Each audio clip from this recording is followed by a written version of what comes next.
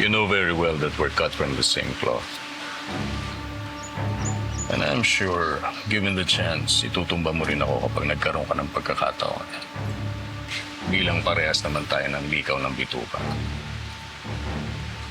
Pero sana wag na muna natin paabutin sa ganon. Unahin na muna natin tapusin si Norman de la Cruz. Total siya naman ang hadlang sa mga pinapangarap natin, di ba?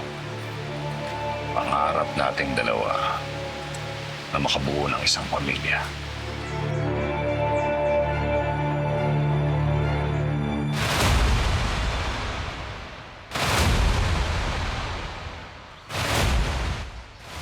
Hindi sapat ang mga Cabalmores.